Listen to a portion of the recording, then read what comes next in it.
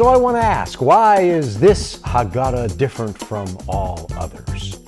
I have a Haggadah that I wrote contained in this book. My Haggadah is different because my family celebrates Passover, Pesach, a little differently than most Jewish families. In other words, this is not your Buffy Seder, not the way your Jewish grandmother celebrated Passover. So this is probably not her Haggadah. This is my family's personal, annotated, Messianic Jewish Passover Haggadah. I wrote it to help my children, grandchildren, and great-grandchildren carry on a tradition that, with God's help, will never be forgotten. And in this volume, you'll find the complete Jewish liturgy that we use for our Passover service. It includes English, Hebrew, and many Hebrew transliterations back into English for your convenience. This is my personal Haggadah. I hope you will make it yours too. But before we get to that important section of this book, I must explain why you should take the whole guided tour. The tour will help us all avoid confusion. For example, some folks might not be aware what a Haggadah is or the purpose that it serves in a Seder. Without an introduction to the terms, the words themselves might confuse because they come from a different language and a different culture. The language is Hebrew and the culture is Jewish. A Seder is the event where the Passover stories found in the book of Exodus are retold by Jewish and non-Jewish families who celebrate this biblical festival. The Haggadah is the liturgical book that contains the specific prayers and the order of service. Now be aware, I called Passover a biblical festival, not a Jewish holiday. There's a difference. Passover is a festival commanded to be observed in the Bible. It's not a fabrication limited to the tradition, myth, or sectarian preferences of religious Jews. It's more. You see, God commanded all of His people to remember the Exodus at Passover. It's a biblical injunction, not a religious preference. This book merely expresses how my family does this, and I invite you to join us as we approach this important biblical requirement. You've been invited on a curious faith journey to a destination of sanctified ritual without being swallowed by retail religion. We will arrive at our Passover celebration with our integrity intact because we respect tradition and history. But we're also unafraid to question the traditions we embrace or to reject those that no longer satisfy. While you join me on this journey, if you allow me some space in your heart, I will share mine, and I will also provide thinking believers with fascinating facts about Judaism, Christianity, and the crucial biblical connections that will strengthen your faith, and I believe it will strengthen your family. You see, Passover is about family. Everyone participates. In this way, the knowledge of God's faithfulness is remembered and shared with the next generation. As we say in Hebrew, Ledor Vador, from generation to generation. To preserve our future, we share our past. The cycle must never cease. As Moses taught us, when your children say unto you, what mean ye by this service? That ye shall say, it is the sacrifice of the Lord's Passover. Now, although every Haggadah contains the same well-known story, not all of them are created equal. There are more than 4,500 editions of the Passover Haggadah. This version will specifically point us to Yeshua HaMashiach, Jesus, the Messiah. Additionally, my Haggadah is backwards, at least when compared to traditional Haggadot. Haggadot is the plural term of the singular Haggadah. You see, Hebrew is read from right to left, so a normal Hebrew Haggadah appears to be starting at the back of the book. But to keep things simple for my non-Jewish friends, I've written this to read from left to right. You can decide who is backwards when we've concluded our Seder. Passover is all about questions. Therefore, this book will ask more questions than a TV game show, and for every question asked, answers will be found. But the prize is better than a game show offers. Money can easily be lost. The wisdom and knowledge that comes through learning is enduring and far more precious. And hopefully the process of evaluating this material will cause you to ask your own questions. It is my prayer that God will guide your studies beyond this book. You see, He is the source of all wisdom and knowledge. Herein, I provide information that I want my family and friends to understand. Jews, Christians, and Jewish Christians should know these things too. This book will help us retell the stories, learn new stories, enjoy a Seder meal, and if you will tolerate a few of my jokes, have some fun. So I have 4 questions before the 4 questions. As you will learn at any good Passover Seder, it is a night of 4s. And there are at least 4 specific reasons this Haggadah is different from most other Haggadot.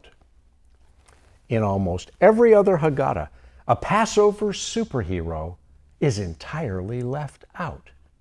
So, the first question is, do you know who is missing? The answer is that in most Haggadot, there's no mention of Moses. And the reason generally given by rabbis for the absence of stories about Moses is to make certain that we focus our attention on God. The Lord brought us out of Egypt. It wasn't Moses who brought us out. And I agree.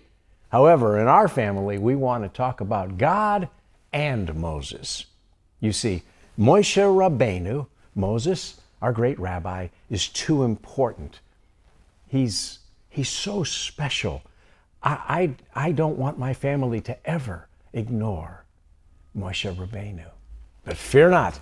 We believe it is possible to walk and chew gum at the same time. So, everyone who uses our Haggadah has proven themselves to have above average intelligence, as evidenced by the selection of this special Haggadah, if you happen to be using it.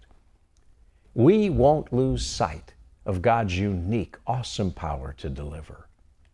But I want you to be aware and never doubt the fact that Moses does cast a long shadow in my book. Fear not. The light of God removes shadows and eclipses all other lesser lights. In most other Haggadot, half of the population of Egypt is left out. So the second question is, which half? The answer is the women. They're completely ignored. It's as though no women participated in the Exodus. But if your family is like ours, you'll agree that all of our women are beautiful, intelligent, inspiring, faithful, and necessary for any joyous Passover. So we included discussion about 5 Passover heroines in the Exodus account, beginning with the mother of Moses. Do you know her name? Aha! You see, this is not the third question. In my book, it doesn't count as a real question until the answer is provided. Do you know her name is simply a provocative inquiry for marketing purposes. So wait for it. Come to our Seder or listen to the information I'm going to be giving you, because her name is definitely in my Haggadah. In most other Haggadot, the most important Jewish text in the history of mankind is completely left out. Now, with that unfortunate decision, the most important Jewish man in history is also excised from the discussion. So the third question is, do you know what Jewish book and what Jewish man are entirely ignored? And yes, I will provide you the answer right now without any delay. It is the Brit Chadashah and Yeshua HaMashiach. The New Covenant, also known as the New Testament, and Jesus the Messiah are typically ignored. And that is why I am compelled to explain elements of this Passover backstory as part of what I consider to be the Jesus sequel. It certainly begins with Moses, but it does not end there. We need a Messiah, not just a deliverer. Within many Haggadot, the Messiah is referenced.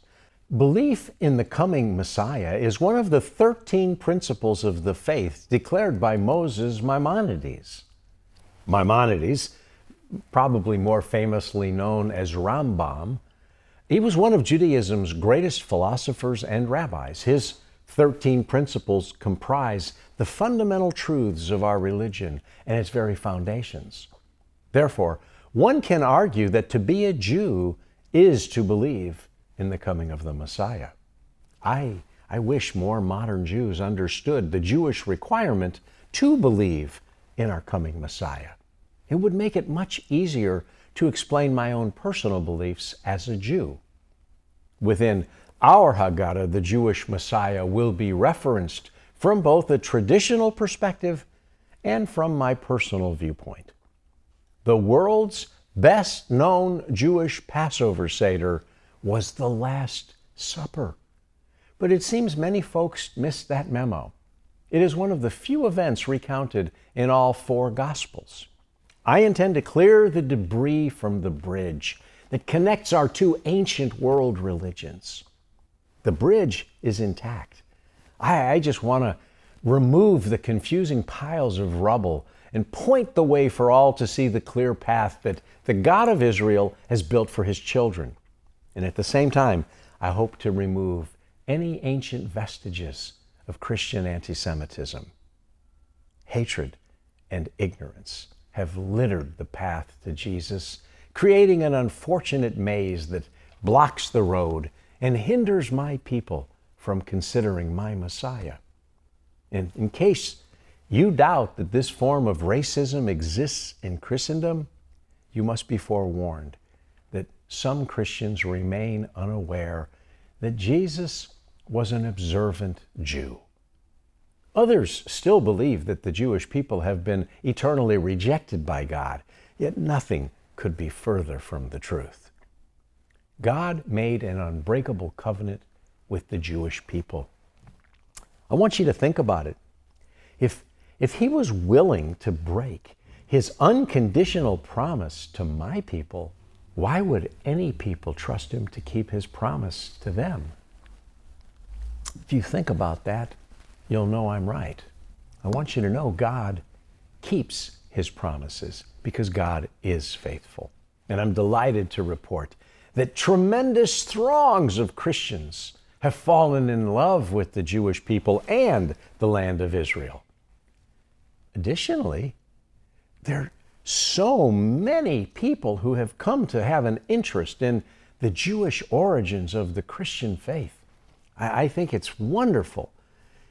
When I began learning about and studying and writing about the Jewish origins of the Christian faith in 1975, a lot of people thought that I was strange, like why would anybody be interested in such a thing? But today I'm so happy to report that it's a very common interest, and I'm even more pleased to tell you that a form of revival has reached the Jewish people.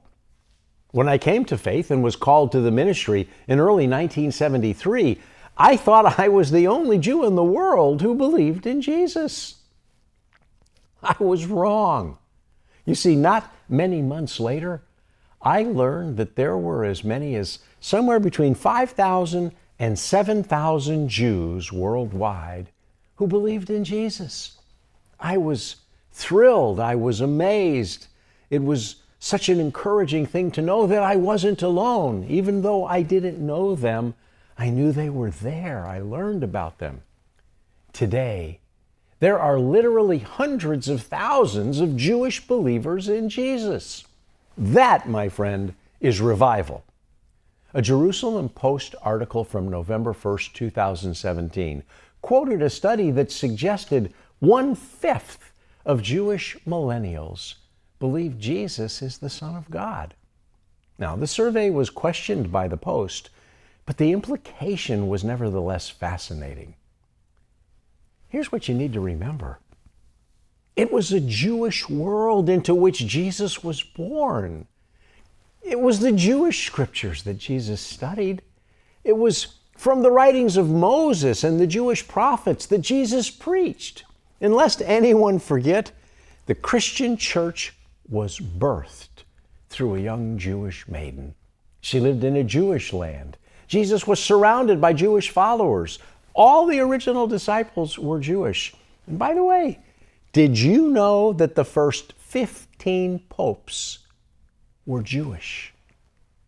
Telling you the truth. So, if you wonder how a Jewish holiday can be relevant to Christians, the better question is, how could it not?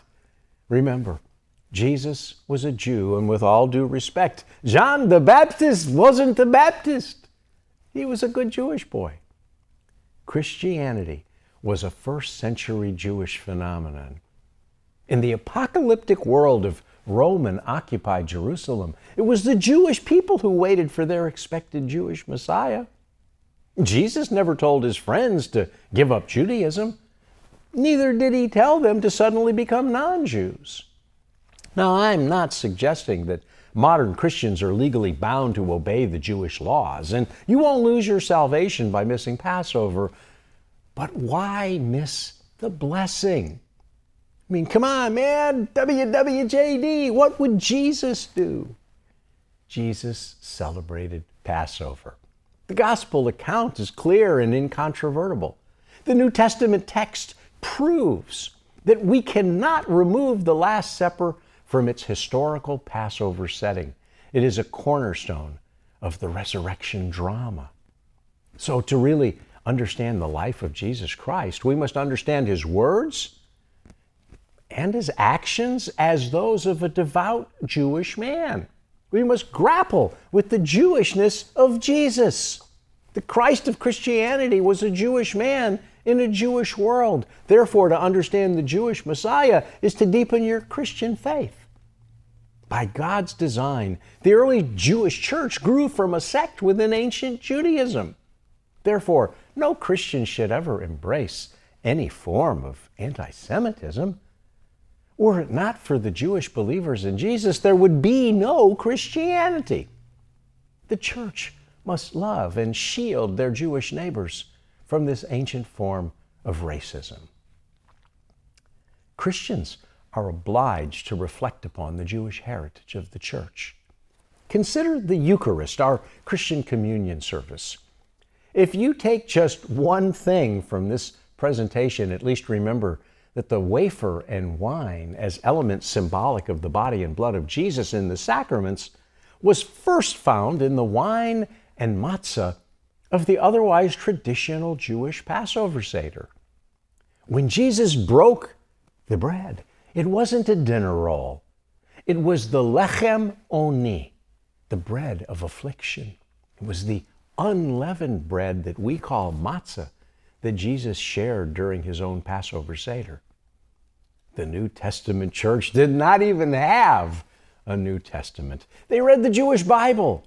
I like to tell people that if you remove the direct quotations, the paraphrases, and the Old Testament references from the New Testament, you could write the New Testament on a dinner napkin.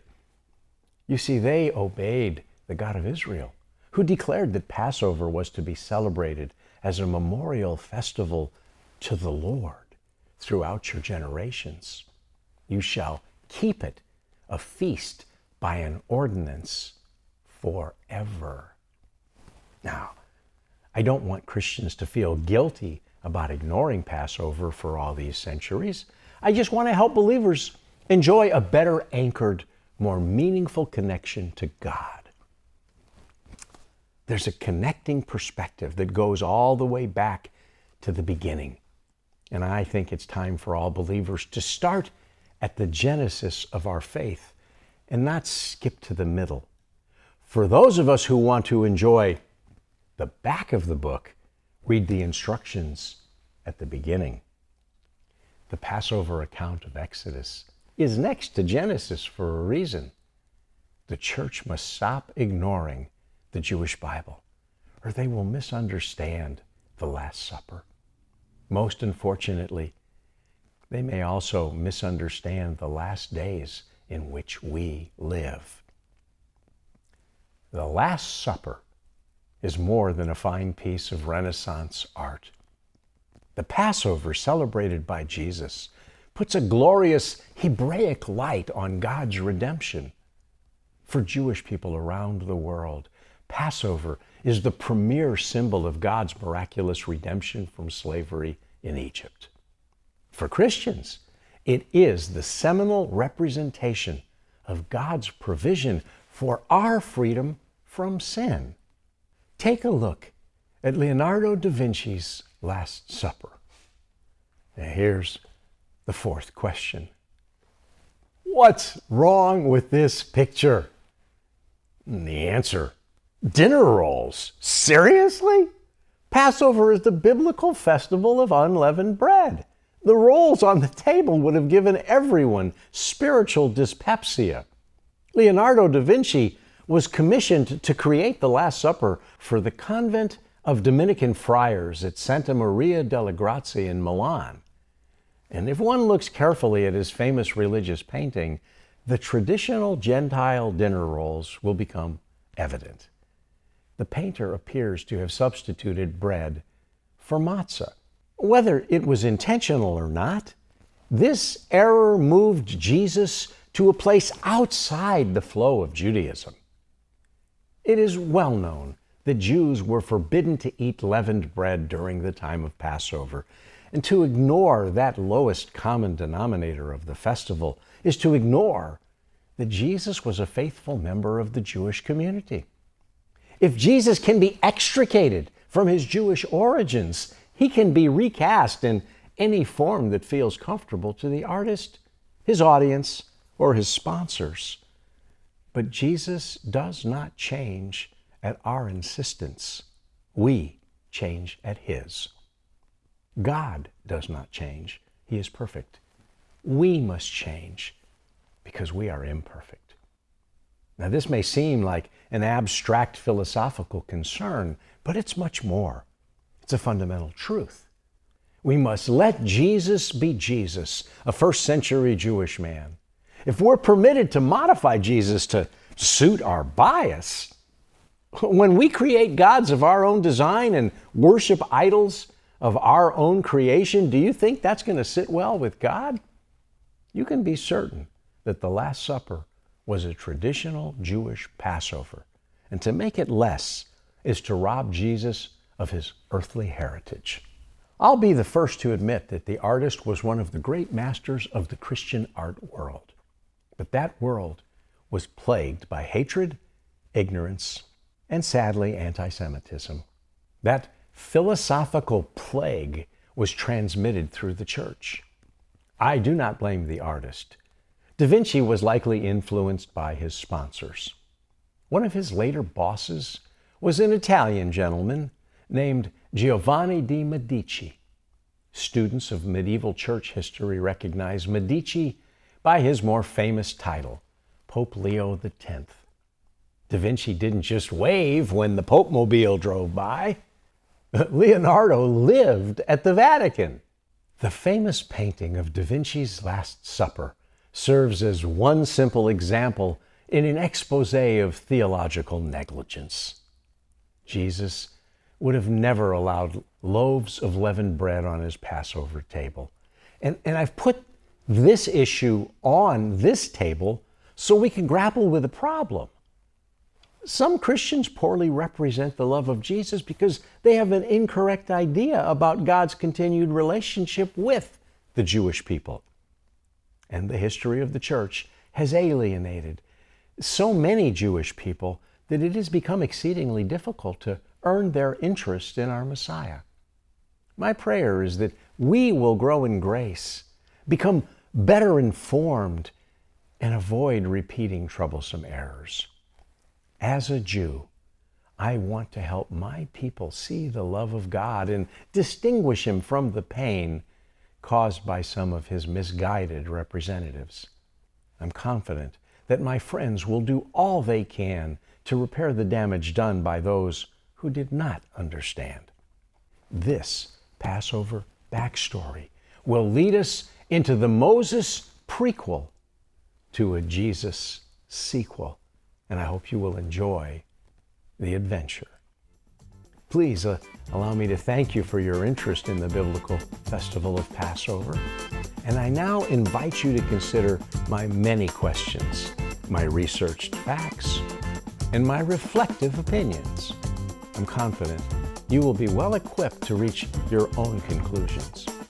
But if you have room in your life for one more old friend, I will try to be such a friend on this journey.